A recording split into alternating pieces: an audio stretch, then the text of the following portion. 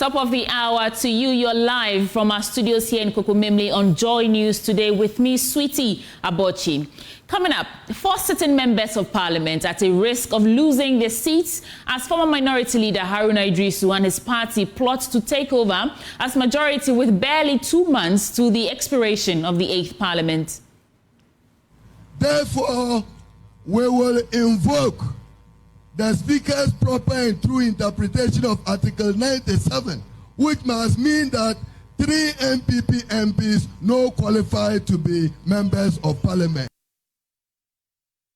Also coming up, NDC flag bearer John Dramani Mahama expresses doubts about the Akufo-Addo administration's ability to complete Agenda 111 projects.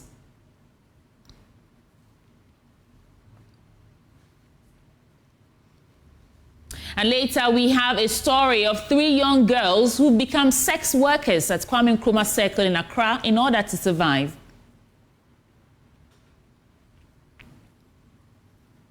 And that is in our Streets of Despair series, the latest on your channel. You want to stay for that. Now, there's business news, sports news, showbiz, and world news in this 1-hour package. And we're also live on DSTV channel 421 and GoTV channel 125. Please stay with me for details.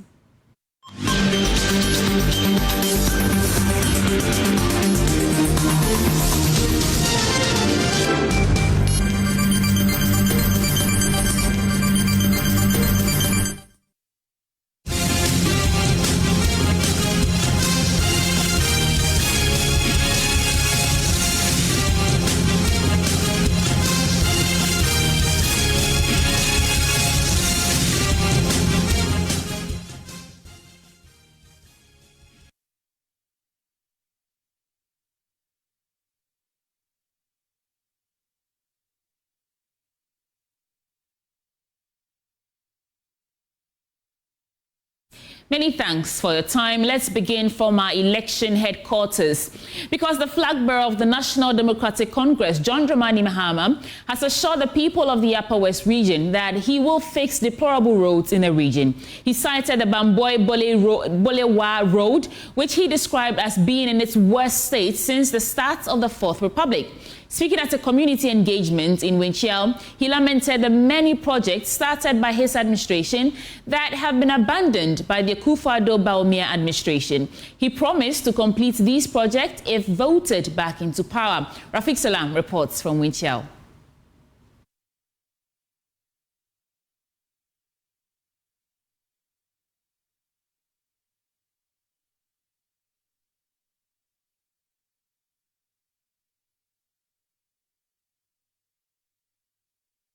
Hundreds of supporters of the National Democratic Congress (NDC) first gathered at the War Airport to welcome former President John Mahama into the Upper West region to begin a 3-day campaign tour.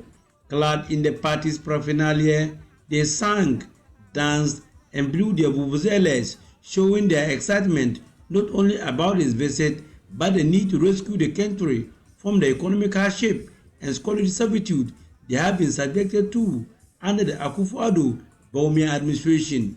John Mahama, upon arrival in Wa, had a private meeting with the overlord of the Wala traditional area, Nafuseni City Pilipore, before heading to Wuchao, capital of the Wa West constituency, for community engagement with the chiefs and people of the area. On behalf of the chiefs and people of the area, Secretary to the Wuchao Paramount Chief, Sumani Kasim, tabled some concerns that was the flag bearer of the NDC. This one needs another constituency to bring governance closer to the people. The assumption of the Wuchao and Doromo senior high schools into the educational mainstream. John Mahama, in his response to the concerns of the people, lamented about the many projects that were started under his administration but which has now been abandoned. The Dorimon Road was on contract. If NDC was still in government, that road would have been completed long ago. 8 years on after we left office, the Dorimon Road is still undone. We're building several projects in the University of Development Studies. 8 years on, all those projects have come to a standstill. We're building an E-block in Wild West in Dorimo. so that the young people of Dorimon, the students, could get secondary education without having to go all the way to Wa. 8 years on, that E-block has been abandoned. He also spoke about the Bombay-Bolewa Road, which is in deplorable state, causing nightmares for commuters who now spend averagely 19 hours to reach Accra from Wa.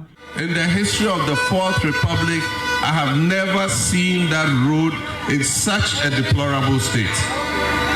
I can assure you it's going to be one of our #1 priorities to fix the Wa Bole Bamboy Wenchi Techiman Road. For JoyNews, Rafik Salam, Wachao.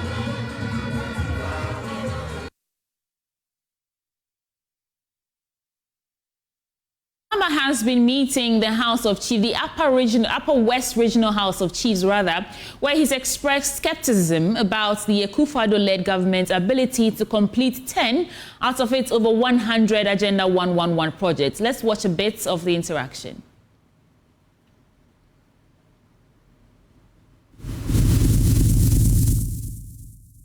I think so far.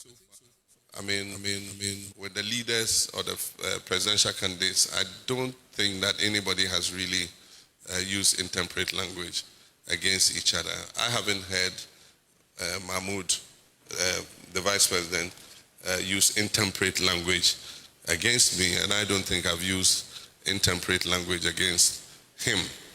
But I do think that sometimes our followers go overboard, and so I think that advice should go really to our followers and us, that we treat each other with respect. We are stakeholders in the political system, and I do think that all of us matter. And so, as much as possible, I endorse your call that we do not insult each other. It's an issues-based campaign. We should talk about issues, and I've been doing that. I've been talking about the economy, about employment, about the mess that has been caused to the economy. I've been talking about issues to do with low quality education, poor implementation of free SHS, issues to do with our healthcare, abandoned projects. Those are the things that I normally talk about. Lack of fertilizer for farmers, and how, hardship has been inflicted on the people of Ghana. Those are my main issues that I address. So I do think that if it continues like this, we're quite fine to go. Pulimana talked about the Supreme Court ruling. I've explained that just now. But the other thing he talked about was meager allowances. I remember when I came as vice president, that's when we significantly enhanced the allowances. And then we also brought our paramount queen mothers on board to also receive a stipend. Since I left office, I've not followed track to know how much you are earning, and I think it's a classified secret. And so I'm not expecting you to tell me how much you are earning, but if God smiles on me and I come and I know what the level of the remuneration is, we can look at it on the basis of, what. That is ongoing right now in WAM. Now, away from that, the NDC constituency chairman for Adan, Nene Kakepeme, has cautioned the NPP against relying on monetary inducement, party posters and flags to win votes in the area. Speaking at the graduation of 155 apprentices in Big Adam, he predicted a landslide victory for the NDC, estimating that the party would secure about 94% of the votes in the Ada constituency. Kakepeme also warned those plotting to cause trouble on election day in Ada to abandon such plans. It's not a flag, party flag, who vote. It's the human beings who vote.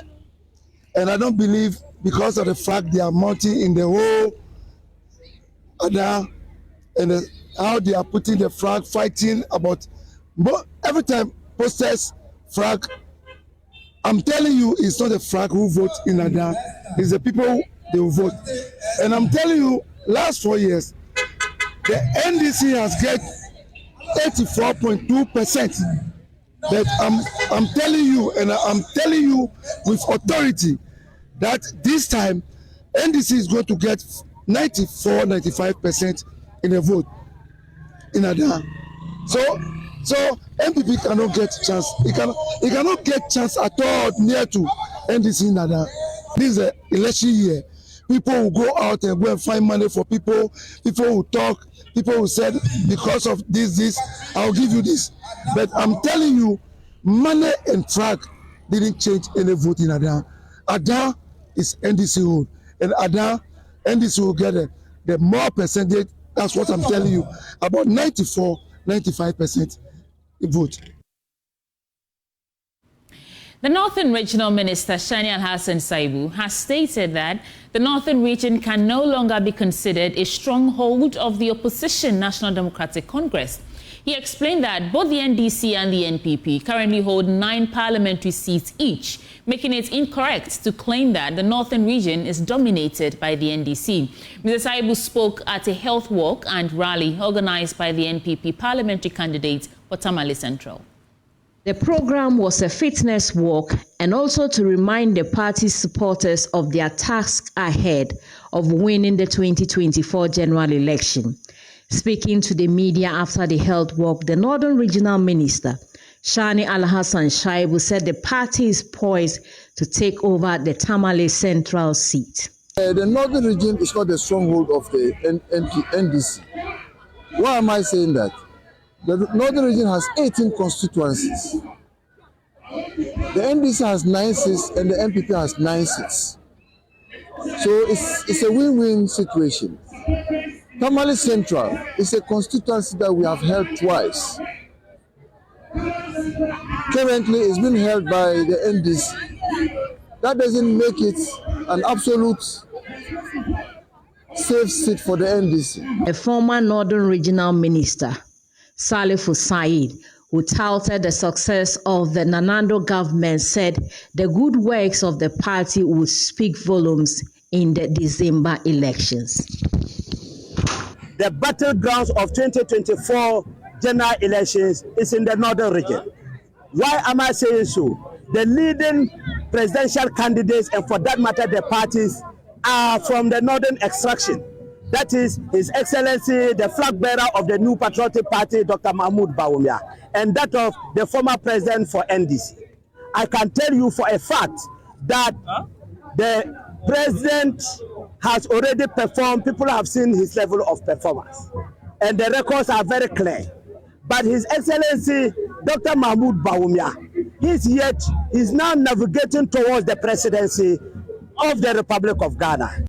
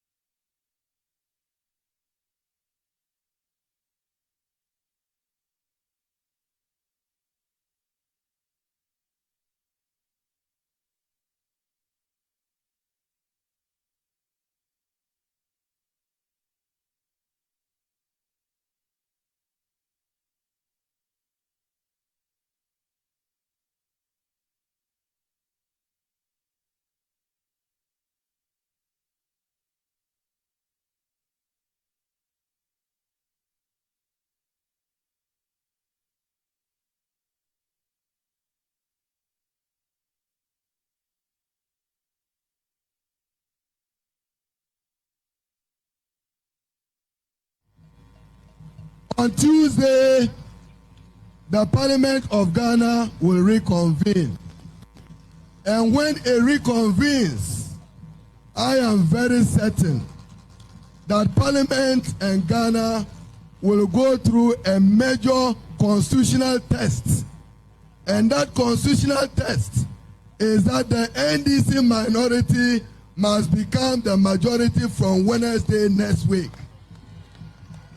And this must happen if there is constitutional and legal propriety in Ghana. Because any nuanced interpretation of Article 97 provides that if a member of parliament on a political party ticket like NPP defects and fails to be independent, that MP ceases to be a member of parliament.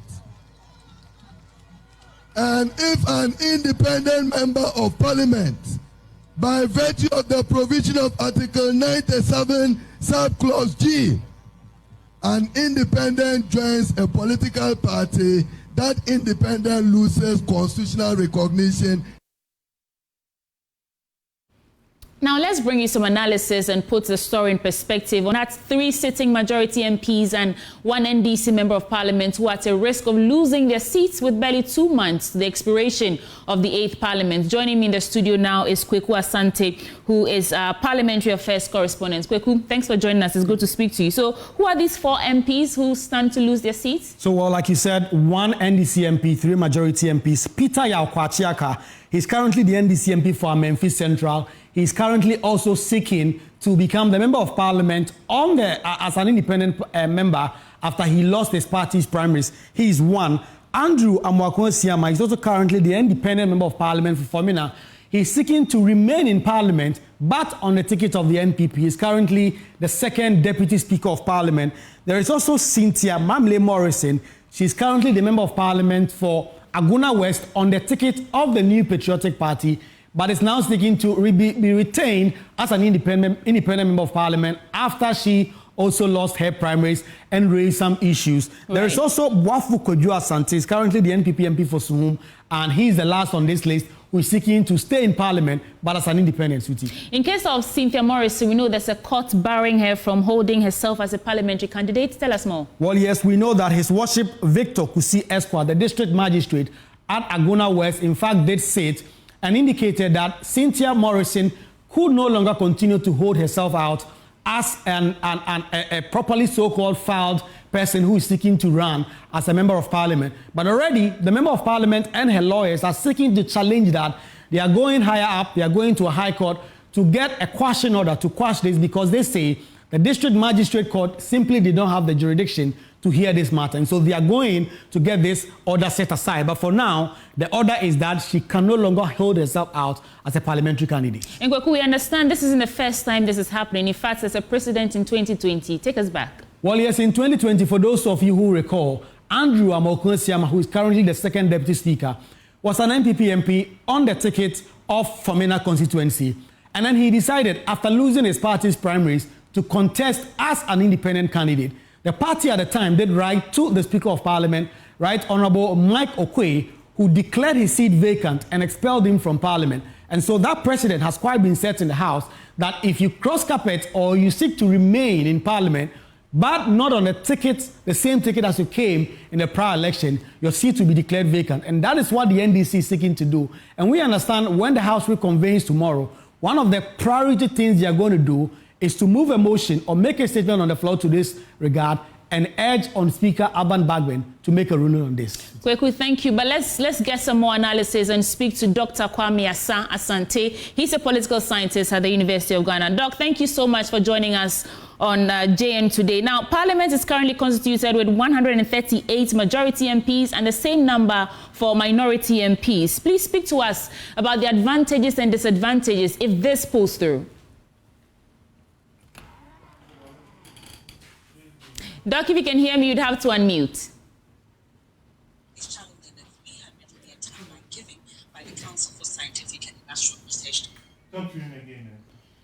Doc, I don't know if you can hear me, but I'm asking that with Parliament's current constitution with the same number of majority MPs and minority MPs, will this mean the NDC will become the majority? And what are the advantages and disadvantages of this move?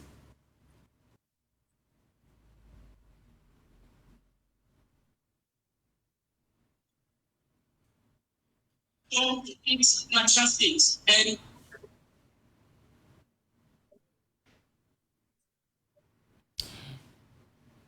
do I have Dr. Kwame Asante with me?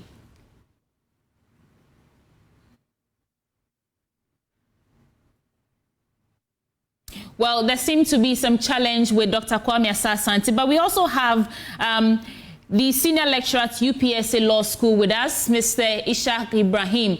Thank you so much for joining us on the news. Now, I was asking, with Parliament's current constitution of 138 majority MPs and minority MPs, what are the advantages and disadvantages should the NDC rather become majority if this move pulls through?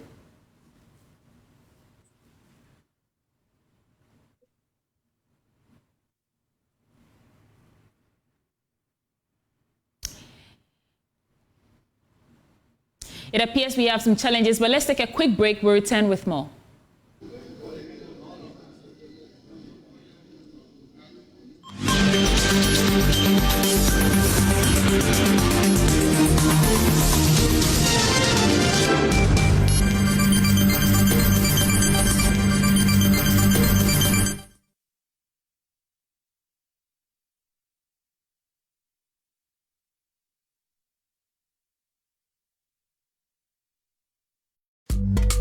All be lie. Thank you, boss. See you next week. Yo, where is my passport? Where is my passport? Yo, man, I want to Waba. What is that? And then give me my passport. You made me pay for express for 24 hours, and yet it's not in. You told me that you are telling me this. What's going on? Hello. This man here has taken my money. That within 24 hours, he'll do my passport for me. Oh, the claim applies to me. He told me last night. He's telling me this week. Process. That's what they do. Yeah. Oh, madam. Please relax. I'll get for you in 24 hours. Hey, Goroma. So you never change? Eh? You get passport for someone within 24 hours, Madam Obwa. See, the normal working hours is 9 to 5. Eh? Not 24 hours, You guys have made a very big mistake by trusting these people. Now, through digitalization, passport application has been made so easy. Now, you don't need to stress yourself and join any long queue for your passport. All you have to do is to log on to the Ministry of Foreign Affairs website and begin your application. By buying a passport application voucher online. Simple and easier. And very soon, all you need to get your passport will be your Ghana card. Hey, what is it true? Yeah, Obisa. It is possible. A show off. Vote number 1 on the ballot. Every day, people have money emergencies. Ma, I need my school fees emergency. My chop money emergency. Emergency. Catch it. I'm your rent emergency. Now, there's a new emergency number in town. More money, challenge and enjoyment. At the top life we got. Dial star 770 hash for all your money emergencies and chop life. Dial star 770 hash for money emergencies and get easy and quick access to your money, loans, and other banking needs. EcoBank, the Pan-African Bank.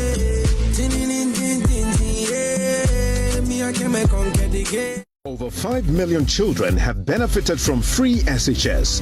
Protect free SHS. Vote Dr. Baumia, number 1 on the ballot.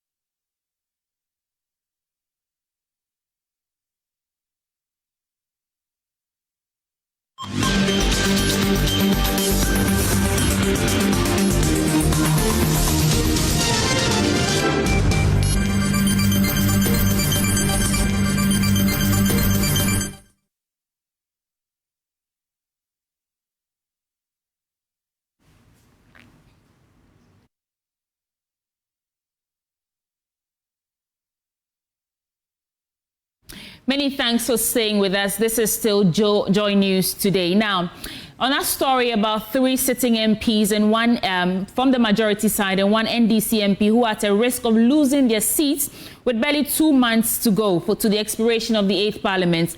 Let's speak to Dr. Kwame Asante. He's a political scientist at the University of Ghana for some more perspective. Doc, many thanks for joining us on JN Today. Now, with Parliament's current constitution of 138 majority and minority MPs, if this move pulls through, what are the advantages and disadvantages?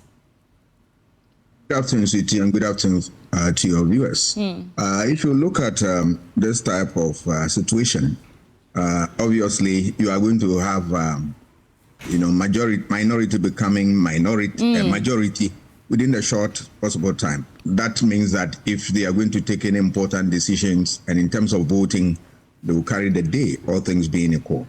That is one aspect. Another aspect is that they will be able to also, since they are in opposition, and then they are going to be majority in parliament, sometimes they can thwart the effort of government in terms of legislations and the rest of them.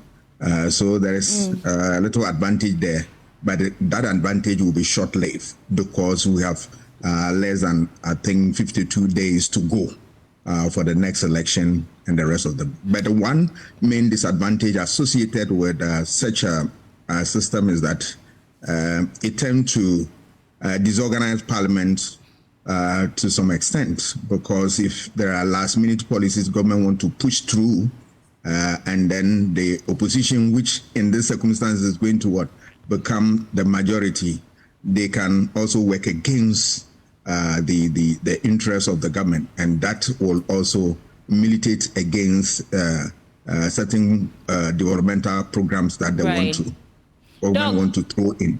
With just 54 days, should I say 2 months to go, is it absolutely necessary that these 4 seats be declared vacant?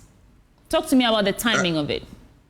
Yeah, the timing, yes, even though the time is short, but in parliamentary life, a minute is important, right? So once they get that, because you never know the last-minute policies government want to push through before the dissolution of parliament. And this is where you are going to have, the role of the majority coming to play in this regard. So I think the NDC is not going to leave anything to chance. If for nothing at all, you are going to have a very interesting history in parliament, that this is parliament that started off as a hung parliament and later became leaders in terms of one independent candidate joining them, and later that independent candidate is booted out and others followed. And then before the expiration of the tenure of members of parliament, the parliament became majority towards the minority in parliament. Very interesting dynamics.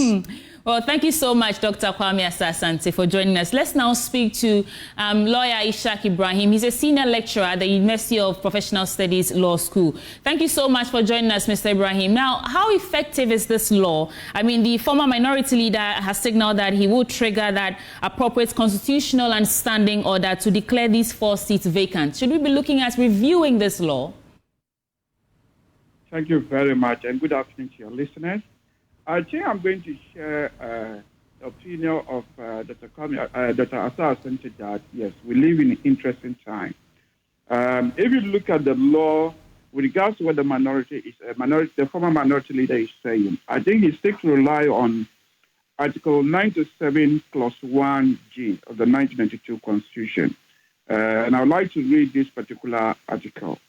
It says, a member of parliament shall vacate his seat in parliament if he leaves the party of which he was a member at the time of his election as parliament to join another party, or seeks to remain in parliament as an independent member. So this is a provision. I think the last sentence is quite interesting. That's where the minority sticks to say that these 4 members of parliament that have made it clear that they intend to contest the next election as independent. For them, what it simply means is that it's not just only their status will be affected in the next election. Even in this current parliament, their status should be affected, and therefore they can no longer be members. I think it's quite interesting, but I think ultimately, from my understanding of this provision, because it says if they seek to remain in parliament as independent members, the question to ask is, when would they become independent members? Because they said their intention is for the next parliament and not this particular parliament. Are you saying in that case that the law doesn't apply here? Can you hear me? Yes, I can hear you. Are you saying that because their intention to run as independent candidates begins next term, it means the law doesn't actually apply in this situation? I think so. The NPP would rightly argue that it doesn't apply in this particular situation because they are not saying they remain independent in this current parliament, but they are just expressing their intention. Now, But the NDC might say that once you declare your intention, you become an independent. So the question is, when would they be properly called independent parliamentarians? Thank you so much. That's all that time will allow us for Mr. Ishaq Ibrahim. He's a senior lecturer at the University of Professional Studies Law School. In other stories, the overlord of Mamprugu and president of the Northeast Regional House of Chiefs has condemned the violence and continued tension at Bimbagu in the Pungurugu Nakbrunduri district. Now, the violence a few weeks ago was said to have been triggered by the decision of the overlord to elevate the Nanik skin to paramountcy status. The Regional Security Council has since moved to impose a dawn to dusk curfew on the town, resulting in an easy calm and many residents fleeing to neighboring communities. Speaking at the annual general meeting of the House of Chiefs, Na Bohaga Abdullahi Mahami Sheriga defended his decision, insisting he exercised his rights and authority as the overlord of the area, while urging the security services to arrest and prosecute those intending to destabilize the region. Our correspondent, Ilyasu Tanku of our security desk, has more. The security situation in the Bunkurugu Napanduri district communities of Bimbago and Nanik remains tense and unpredictable. Tensions had begun to renew between the two communities in August 2 months ago, following the decision of the Mamprugu king to elevate the chieftaincy skin of Nanik from subdivisional to a paramountcy status. The decision was quickly rejected by the chiefs and people of Bimbago traditional area, who held a press conference calling on the National Security Minister to intervene, cautioning the decision was likely to spark armed violence between the two communities. The Youth Secretary, Loris Tibie Japion, who addressed the media, had also warned the chief of Nanik not to step foot in Bimbago if he accepted his elevation. Few weeks later, the tension spiraled out of control, leading to violence after unidentified gunmen ambushed some residents of Nanik, killing one and leaving two others with severe gunfire injuries. Speaking on the development at this year's annual meeting of the Regional House of Chiefs, the overlord of the area and president of the Northeast Regional House of Chiefs, Nabaga Abdullahi Mahami Shariga II, condemned the violence and the breach of peace in the area while justifying his decision and calling on the people to accept the decision without any further challenge. I stand by the decision of this House and the National House of Chiefs and wish to make it clear that I exercise my traditional rights and authority as the overlord of Mamprugu traditional area and expect these decisions to be respected. The overlord then urged the security forces to restore law and order in the area and bring any individual who will destabilize the peace of the region as it stands. Meanwhile, the regional minister Yidana Zakari also revealed that a group linked to the incident had fled to Togo and were regrouping and mobilizing with the intention of carrying out large-scale attacks against some targeted individuals in Nanik. Let's explore this further with Ilyasu Tanku, and he joins us via Zoom. Ilyasu, what's the current state of the curfew and how is it affecting the people in that community? Well, this is like a self-imposed curfew. As we speak, there are joint security operation in the community, even though more than half of the community, in particular the energetic ones, the young men and women, have all left the community, leaving behind children and the aged. Nonetheless, we still have heavy security presence. The police there are armed with at least an armored vehicle that is stationed in this particular community to check the situation. So it's the two communities still look like ghost town, if you like. Thank you so much, Ilyasu Tanku. Now, let's bring you our latest episode in our series, Streets of Despair. At just 22, she was forced into prostitution to make a living. Mafia had to quit hawking sachet water after a speeding car knocked her, breaking her leg. She now finds herself on the streets of Kwame Circle, accepting offers as low as 25 cedis every night. In JoyNews' feature series, Streets of Despair, Emmanuel Jivenu is on that beat, and he shares the stories of 3 young girls, sex workers at the Nkrumah Circle. Enjoy. At just 22 years old, Murphy's life took a turn she never imagined. With no one to lean on, the streets became her home, and survival meant taking whatever work she could find, even if that meant selling her body. Oh, I saw the Mr. 2 years. 2 years. Where's a more year, dear? We never 1.5 2 million. It's a total of the couple of beer crime flow crime hours. Each night, she's met with demeaning offers disguised as opportunities. 25 Ghana cedis, 30 Ghana cedis, and at times, a mere 5 Ghana cedis, an amount that wouldn't cover a single meal for most. But for Murphya, these are the rates she's forced to take. And the booklet with flow class one over coffee. What can I say? Do at the most by booklet or there's a man 25 mid-year. Only be no command the overcome. Despite her situation, Murphya holds on to a dream of a different life.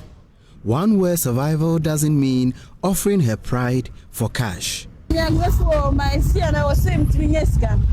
Let me did that. Let me be a crabby. Say, if you're on a mess, one I read them just a question, but I don't know how many. Then I do.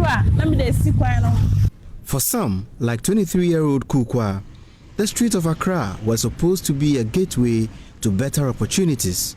But that dream quickly shattered, leaving her in the same dangerous cycle as Murphya.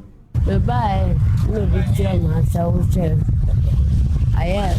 And now you will remember. Great meeting. And I'm very big threatened time. I tell you I'm not going. So you should do no for liar. In January, 55. Kukwa came to Accra with hope to create a better life for herself and her 2 children. However, the burden of supporting her family soon drove her into prostitution. Now, she finds herself on the same street as Murphya, struggling to survive.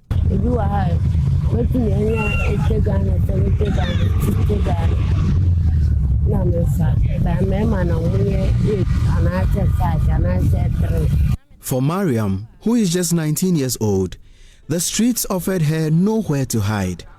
Coming from Kumasi, she thought she had found safety with a man who promised to care for her. But that quickly turned into yet another nightmare. My bar say first, I'm blabby. Also to sleep into members in Nangotan. So me kwat na nchen di America akra na oni me ye bibi na menyim o ka jem sa wonje ahaya na me de akla ne da.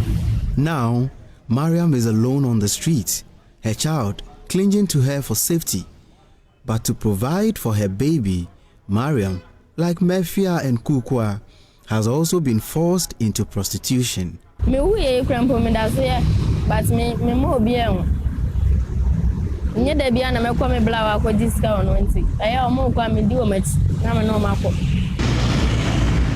young women, 3 lives shaped by the harsh realities of the street.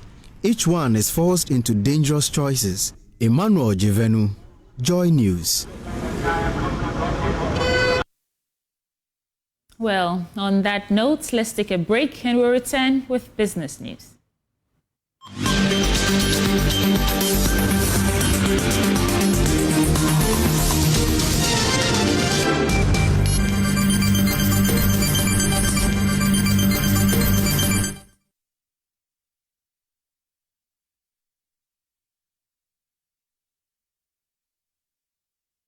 Hey, you're strong. Hey, you're tough. Syntex is coming and brand new. Syntex is coming. Today we are in Nima. Syntex, your trusted brand for everything water tank, domestico, industrial use, and we are promising all our communities listening or watching us right now. And oh, high five. That's right. Still Ghana's first to introduce double layer tank. The whole. Free water for everyone. Thank you. Thank you so much. So please make sure you nominate your community. We will be right there to serve you. Papa Sintas, what's the next week? Hey! Yeah! Keep nominating your communities on our social media handles and trust us, we might be at your doorstep. Over 5 million children have benefited from free SHS. Protect free SHS. Vote Dr. Baumia, number 1 on the ballot.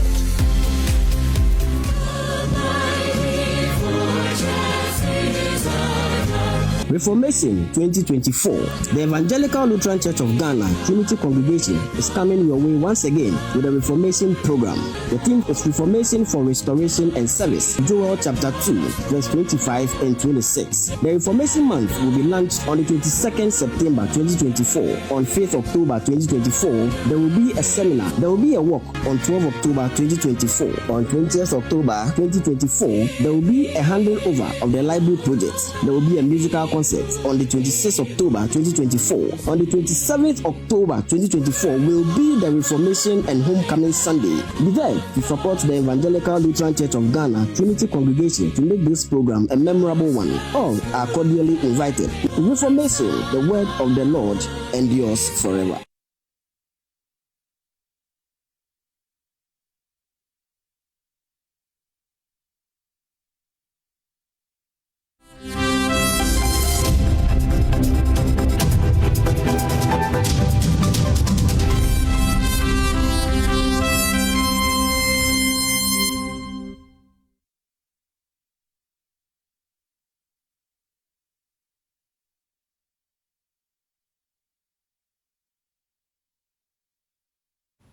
It's time for Business on Newsdesk. My name is Winston Taki, and now to our first business story. Government has finally started servicing debt owed Eurobond investors. This was after it concluded the Eurobond debt restructuring last week, with the bondholders exchanging their old papers for new ones. Judge Wiafe has the rest of the story. Understands that in all, about $520 million have been paid to these bondholders. $160 million was about that consent fee that government agreed to pay to the bondholders if they participate in the haircut as well as the Eurobond debt restructuring deal. Now, when government in 2022 embarked on this debt service freeze, it actually put on hold the debt repayment to these investors. Now that that debt deal has been finalized, Ghana is supposed to pay all these monies due to the investors since December 2022. Hence this $360 million payment. We also understand that the first coupon payment for the restructured Eurobonds will be done next year on January 3, 2025, and the next one will be in July 2025.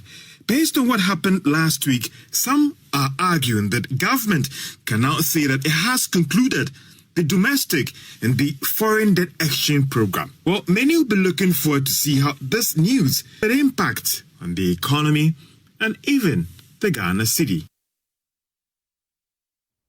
Now, moving on, the Ghana Statistical Service is initiating a nationwide accommodation unit survey to evaluate the condition, number, and overall impact of accommodations on the GDP. Dr. Edward Akanyamike, president of the Ghana Hotels Association, says the survey will accurately reflect the hospitality sector. He shared his thoughts with Joy Business during the Ghana Statistical Services Accommodation Unit Survey Consultative Meeting in Accra. The Ghana 2024 Accommodation Unit Survey, created by the Ghana Statistical Service, aims to gather data from commercial accommodation units catering to both domestic and international guests. Dr. Edward Akanyamike, president of the Ghana Hotels Association, expresses support for the initiative. They are going to look at every aspect of our operations, revenue side, and then the expenses side as well as the various facilities that we operate with, and of course the taxes and levies that we always complain about. It's all captured there, okay? So it's giving a holistic picture of the hotel industry, and I think it is very necessary, and we are happy that it is being done, because this is something that was mooted some years ago, but it was not implemented. But now we can see that the Ghana Statistical Service is very ready and prepared to do that under the Tourism Satellite Account project. Director of Research, Monitoring and Evaluation at the Ghana Tourism Authority, Dr. Spencer Doku, deemed the survey timely. While the GTA collects data during inspection and other surveys to inform policy, the depth and scope of these data are often limited. At the international level, our representation of the accommodation sector contains gaps, casting doubts on the sector's seriousness. The need for reliable and credible data is long overdue, and the time for action is now. Survey coordinator at the Ghana Statistical Service, Dr. Ebenezer Kojo Okran, elaborated on the scope of the survey. We need the accommodation unit survey also to be able to compile our tourism sector account.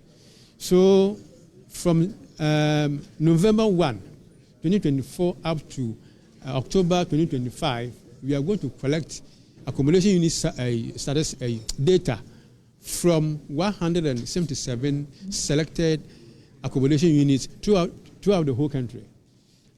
We expect the hoteliers to help us in this direction by helping our field officers to collect this data to be able to compile the tourism sector account as well as to be able to compile our GDP.